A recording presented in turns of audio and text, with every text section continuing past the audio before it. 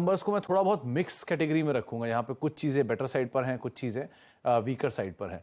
सो आप ज़्यादा better clarity दे पाओगे किस तरह के इस क्वार्टर के नंबर्स देखने को मिले, क्या की हाईलाइट रहे, प्रेजेंट सिचुएशन सिनेरियो अभी का कैसे देखने को मिल रहा है? नमस्कार।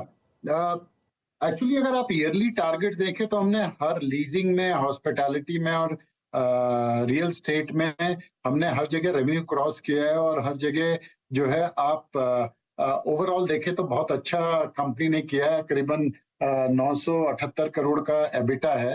तो मैं सिर्फ ये कहना चाहूंगा कि रियल स्टेट का रेवेन्यू डजंट मैटर, बिकॉज वो AS 115 की वजह से जितना आप रजिस्ट्रेशन कर पाते हो उसी हिसाब से जो है आप रेवेन्यू रिकॉग्नाइज कर पाते हो। लेकिन ओवरऑल सारे बिजनेस बहुत अच्छा कर रहे हैं। हमने हाईएस्ट सेल जो है वो 6.3 मिलियन की अचीव की है, जो कि हाईएस्ट है ब्रिगेड के लिए। लास्ट ईयर हमने 4.7 मिलियन जो है वो अचीव किया था। तो बहुत एक अच्छा जंप 36% का जो है हमने लिया है। इसी तरह वैल्यू में भी देखें तो हमने करीबन 4100 करोड़ की सेल करी है, जो कि एक बहुत ही बढ़िया सेल है। लीजिंग हमारे जो, अगर आप रेवेन्यू देखें, करीबन 600 करोड़ से 750 करोड़ जो है वो लीजिंग रेवेन्यू बढ़ा है। तो वो भी एक अच्छा रहा है। और हॉस्पिटैलिटी को पूरा टर्न अराउंड रहा है। 120% से हमारी रेवेन्यू बढ़ी है। और ओवरऑल ARR अगर आप देखें 6000 पे, और ऑक्यूपेंसी देखें तो हर जगह पे जो है वो बहुत बढ़त है। तो ओवरऑल जो सारे सेगमेंट्स हैं कंपनी में बहुत अच्छा कर रहे हैं, और मेरे को लगता है आगे भी अच्छा करते रहेंगे। तो सर मैं तीनों सब सेगमेंट को अब एड्रेस करूंगा। पहला आपका, क्योंकि रियल स्टेट स्पेस में रियलाइजेशन इस क्वार्टर के अंदर कैसे आते हुए दिखाई पड़े हैं, किस तरह की सिचुएशन सिनेरियो वहां रही। दूसरा, क्योंकि आपने कहा कि हॉस्पिटैलिटी स्पेस में एक टर्न अराउंड हुआ है, और जिस तरह से अभी सिचुएशन है G20 एंड बाकी चीज़ों को लेकर, जो ऑक्यूपेंसीज हैं वो कैसे नंबर्स मेंशन कर रहे हैं, जो प्रेजेंट सिचुएशन सिनेरियो वो कैसी है, और लीजिंग को लेकर पाइपलाइन कंपनी की कैसी मेंशन कर रहे हो आप? ठीक है। देखिए, रियल स्टेट में जो सेल्स है वो बहुत अच्छी रही है और आगे भी कंटिन्यू रहेगी। आपने पूछा कि मार्केट रेजिडेंशियल का कैसा है। बहुत बढ़िया रेजिडेंशियल का मार्केट है। मार्जिन जो है हम प्रोटेक्ट कर पा रहे हैं। थोड़ा quarter on quarter margin effect होता है, बिकॉज आपका जो किस प्रोजेक्ट में आप रजिस्ट्रेशन कर रहे हो, लेकिन तो उसकी वजह से मार्जिन में थोड़ा इम्पैक्ट आता है। बट अगर ओवरऑल देखें, रियल स्टेट की सेल्स बहुत बढ़िया, और हमें अगले साल भी बहुत बढ़िया सेल जो है दिखेगी। लीजिंग के जहां तक बात है, लीजिंग में देखिए हमने इस बार 1.2 मिलियन स्क्वायर फीट किया है, जो कि 0.9 मिलियन उससे 21 में किया था। तो बहुत अच्छा लीजिंग हमने किया है। जबकि कि हमारे दोनों बड़े एसेट जो कि GIC के साथ है वो SEZ है, और SEZ में भी हमने करीबन इतना अचीव किया। और हमें आगे लगता है कि SEZ भी जैसे जैसे जो US का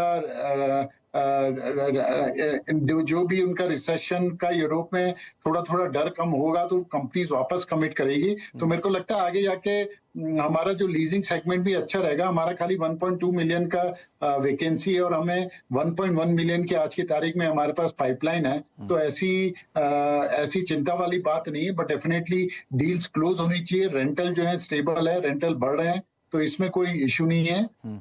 रियल एस्टेट में मैं एक चीज भूल गया, जो आपने पूछा था कि रियलाइजेशन कैसे है। देखिए, रियलाइजेशन बहुत अच्छे हैं। हमने करीबन 7-8% का रियलाइजेशन जो है वो हमने, अगर आप हमारे प्लॉट्स को छोड़ दें जो कि लोअर रेट पे थे, तो हमने करीबन 6 से 7% का रियलाइजेशन जो है वो इम्प्रूव किया है। तो मेरे को रियल स्टेट में हम प्राइसेस इंक्रीज कर पा रहे हैं। अगर आप कोई